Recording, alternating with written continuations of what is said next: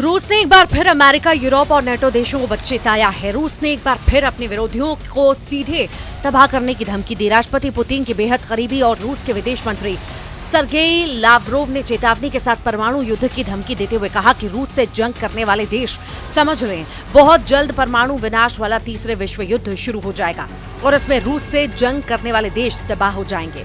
Ukraine को लगभग 4 साल से रूस रौंद रहा है, लेकिन अब जिस तरह से रूस की तरफ से तीसरे विश्व युद्ध की परमाणु धमकी दी गई है, उसने अमेरिका, ब्रिटेन, फ्रांस और जर्मनी को बेहद गंभीर चुनौती दे दी है। रूस को अब पूरी तरह से यकीन हो चुका है कि राष्ट्रपति ट्रंप यूक्रेन और नेटो के कंधे पर बंदूक रखकर रूस को तबाह करने का प्लान बना रहे हैं। नेदरलैंड्स के हेग में नेटो समिट में जिस तरह से रूस को हराने के लिए 5% का बारूदी प्लान बना है, उसने रूस को सर्वनाश युद्ध के लिए मजबूर कर दिया है। हम आपको दिखाने जा रहे हैं, जिस वक्त अमेरिका इजराइल को ईरान से जंग जिताने में जुटा था, उस वक्त पुतिन पर यूक्रेन पर कब्जा करने का आदेश दे चुके थे।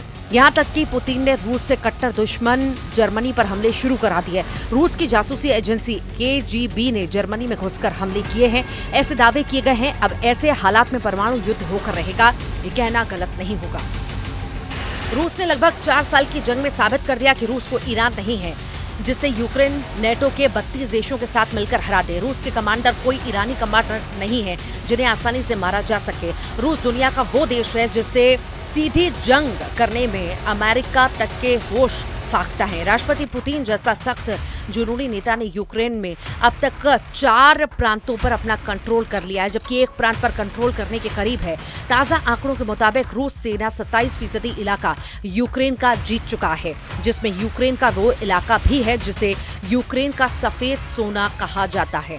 ताजा जानकारी के मुताबिक इस वक्त रूस की सकंदर-M मिसाइलों ने यूक्रेन के चीथड़े उड़ाकर रख दिए हैं, जबकि राष्ट्रपति जेलेंस्की रूस से आखिरी जंग करने के लिए नेटो देशों से आखिरी जोर लगाने की गुहार लगा चुके हैं।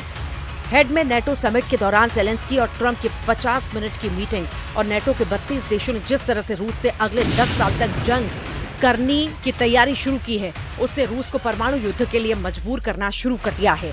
रूस के विदेश मंत्री सर्गेई लावरोव ने एटम बम से तीसरे विश्व युद्ध को लेकर जो प्रलयकारी चेतावनी दी है, जरा उसे भी जान लीजिए।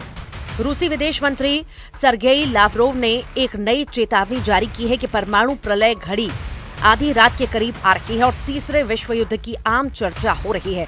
लावरोव ने दावा किया है कि रूस ऐसी परमाणु तबाही से बचने के लिए काम कर रहा है और राष्ट्रपति डोनाल्ड ट्रंप की सामान्य बुद्धि की इसीलिए प्रशंसा कर रहा है ताकि अमेरिका और नेटो परमाणु तबाही से बच सके। रूस की सरकारी TSS समाचार एजेंसी के अनुसार तुर्कमेनिस्तान के विदेश मंत्रालय में एक भाषण में लावरोव ने कहा है कि वैश्विक सुरक्षा शायद अब सबसे महत्वपूर्ण मुद्दा है, खासकर जब कुख्यात परमाणु प्रलय घड़ी आधी रात की ओर बढ़ रही है। ऐसी स्थिति को रोकना आवश्यक है और हम तबाही को रोकने के प्रयासों में सक्रिय रूप से लगे हुए हैं। यानी विदेश मंत्री सर्गेई लावरोव ने रूस के दुश्मनों को स्पष्ट संदेश दिया है कि अगर रूस को घेरने और दबाने की कोशिश करोगे तो आधी रात में टिक टिक करने वाली परमाणु घड़ी दुनिया में विनाश ला सकती है।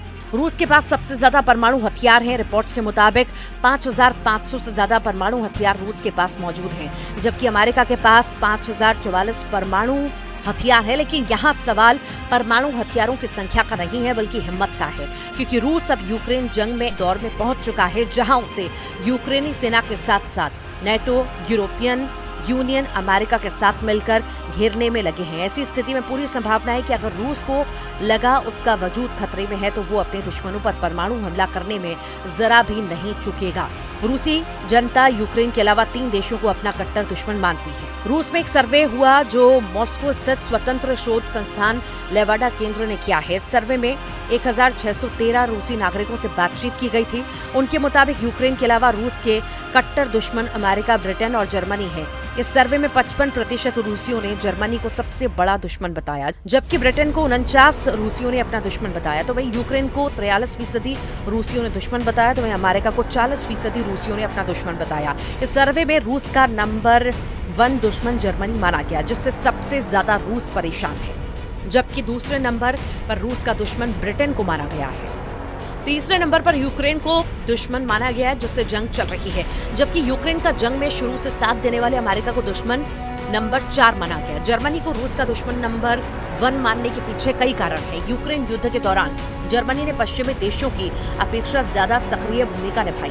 उसने न सिर्फ यूक्रेन को उन्नत हथियार और सैन्य प्रशिक्षण मुहैया कराए, बल्कि रूस के खिलाफ आर्थिक प्रतिबंधों में भी सबसे अग्रिम भूमिका निभाई।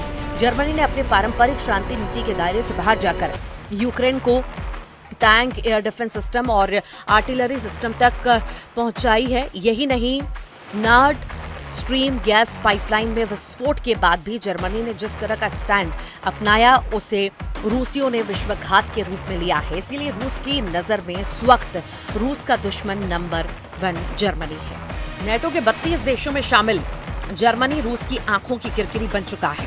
जर्मनी के नए बने चांसलर फ्रेडरिक मर्ज ने आते ही रूस को चारों तरफ से घेरने की कोशिश की। यूक्रेन में अपने कमांडरों को भेजकर जर्मनी से रूस के खिलाफ आग से खेला है। यही वजह है कि रूस की खुफिया एजेंसी ने जर्मनी में घुसकर नेटो के लड़ाकू वाहनों को जलाकर भस्म कर दिया।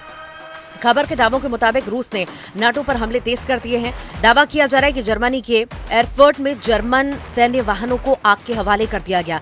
खबर के मुताबिक 26 जून को यूक्रेन की मदद के लिए रखे गए कई राइन मेटल ट्रकों को आग के हवाले कर दिया गया। इस हमले के पीछे रूस की केजी का हाथ माना जा रहा है। आग लगने से सभी ट्रक जलकर राख हो गए हैं। एयरपोर्ट में लगी आग ने कम से कम 3 सैन्य रसद ट्रकों को नष्ट कर दिया है।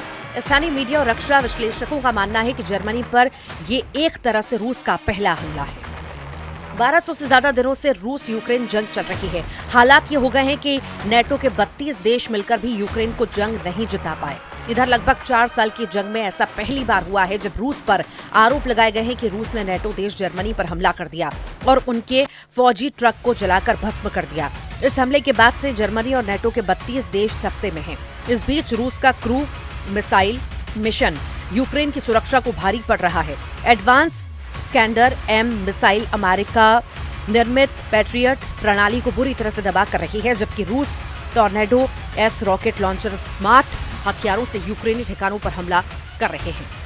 यूक्रेनी वायु रक्षा ध्वस्त हो रही है और युद्ध का मैदान तेजी से बदल रहा है। जेलेंस्की ने अमेरिका से अधिक पैट्रियट मिसाइलें मांगी हैं ताकि रूस का मुकाबला किया जा सके। 24 फरवरी 2022 अब तक रूस यूक्रेन के 1,61,000 वर्ग किलोमीटर इलाके पर कब्जा कर चुका है। ये यूक्रेन की कुल जमीन का लगभग 27% है। लेकिन उसके बावजूद जिस तरह से पुतिन ने ऐलान किया है कि यूक्रेन की जमीन पर जहां जहां रूसी सेना के कदम पड़ते जाएंगे वो जमीन रूस की ही होती जाएगी। उस ऐलान ने यूक्रेन के साथ साथ अमेरिका समेत नेटो के 32 देशों के होश उड़ा दिए हैं। 30.5 साल से ज्यादा की जंग में अभी तक यूक्रेन नेटो के साथ मिलकर रूस को अपने देश से खदेड़ नहीं पाया है। जेलेंस्की ने गुहार लगाई है कि उसे भारी हथियार और बड़े पैमाने पर हथियारों की जरूरत है। लेकिन पुतिन ने जब से ऐलान किया है उनकी ओरेशनिक हाइपरसोनिक का उत्पादन 3 गुना से ज्यादा बढ़ा दिया है, जो किसी परमाणु हथियार से कम नहीं। इस खबर ने नेटो के होश उड़ा दिए हैं। इसीलिए नेटो सोचा है कि कहीं ज्यादा देर ना हो जाए, उससे पहले रूस से मुकाबला करने के लिए बम बारूद का पूरा इंतजाम कर लो। हम आपको बता दें, इसी को लेकर राष्ट्रपति ट्रंप ने नेटो से हेडक्वार्टर हेग में ऐसा वॉर प्लान तैयार किया जो बेहद खतरनाक होने जा रहा है। द हेग में हुई समिट के दौरान नाटो सदस्य देशों के नेताओं ने सामूहिक रक्षा बजट बढ़ाने पर फैसला लिया। साल 2035 तक हर नेटो देश अपनी जीडीपी का हर साल 5% रक्षा और सुरक्षा से जुड़े सेक्टर में खर्च करेगा। इसमें बजट का 3.5% हिस्सा डिफेंस सेक्टर में खर्च किया जाएगा, जबकि बाकी का 1.5% महत्वपूर्ण इंफ्रास्ट्रक्चर की सुरक्षा में किया जाएगा। यूरोपियन देश अगले 10 साल में अपना रक्षा खर्च जीडीपी का 5% तक बढ़ाएंगे। नीदरलैंड के द हेग शहर में हुई नाटो समिट में अमेरिकी राष्ट्रपति डोनाल्ड ट्रंप ने यूरोपीय देशों से रक्षा खर्च बढ़ाने को कहा था। समिट के बाद सदस्य देशों की तरफ से जारी साझा स्टेटमेंट में कहा गया, हम सामूहिक सुरक्षा को लेकर अपने फैसले पर कायम हैं। वॉशिंगटन संधि के आर्टिकल 5 के मुताबिक नेटो देशों में से किसी पर भी हमले को सभी देशों पर हमला माना जाएगा। ट्रंप चाहते हैं कि सभी सदस्य देश अपनी जीडीपी का 5% रक्षा पर खर्च करें। अभी नाटो के खर्च में यूरोपीय देशों का कुल योगदान केवल 30% है, जो देशों की जीडीपी का औसतन 2% है। इस बीच खबर है कि स्पेन ने साफ कर दिया है कि वो अपनी जीडीपी का 5% रक्षा खर्च पर नहीं लगा सकता। स्पेन ने इसका विरोध करते हुए कहा है कि वो 2.1% से ज्यादा खर्च नहीं करेगा। फ्रांस, इटली, कनाडा और बेल्जियम जैसे देश भी इतना खर्च करने को लेकर आसानी से राजी नहीं है, या कहें दुविधा में है। इधर यूक्रेन रूस युद्ध में जबरदस्त खबर आई है। खबरों के मुताबिक यूक्रेन को अमेरिका से पैट्रियट मिसाइलें मिल सकती हैं। डोनाल्ड ट्रंप ने इस पर विचार किए जाने की बात कही। पैट्रियट मिसाइल सिस्टम एक अत्याधुनिक एयर डिफेंस सिस्टम है जो लंबी दूरी तक मार करने में सक्षम है। ये मिसाइलों, विमानों और ड्रोन को हवा में ही नष्ट कर सकता है। यूक्रेन के राष्ट्रपति व्लादिमीर जेलेंस्की लंबे समय से पैट्रियट मिसाइलों की मांग कर रहे थे। यदि यूक्रेन को ये मिसाइलें मिलती हैं तो इससे रूस के लिए युद्ध में मुश्किलें बढ़ सकती हैं। हाल ही में यूक्रेन ने रूस के कई महत्वपूर्ण ठिकानों पर हमले किए, जिसमें क्रीमिया के एक एयरबेस और नेवल बेस को भी निशाना बनाया गया। इन हमलों में यूक्रेन ने अपने ड्रोन और नेपच्यून मिसाइलों का इस्तेमाल किया। लेकिन द हेग में जेलेंस्की और ट्रंप की 50 मिनट की मीटिंग के बाद ट्रंप ने पैट्रियट मिसाइल यूक्रेन को देने का मन बना लिया है, ऐसी खबरें हैं। लेकिन इधर जिस तरह से रूस की तरफ से परमाणु जंग की धमकी दी गई है, तो ऐसे हालात में यूक्रेन और नेटो को कोई हथियार बचा नहीं पाएगा।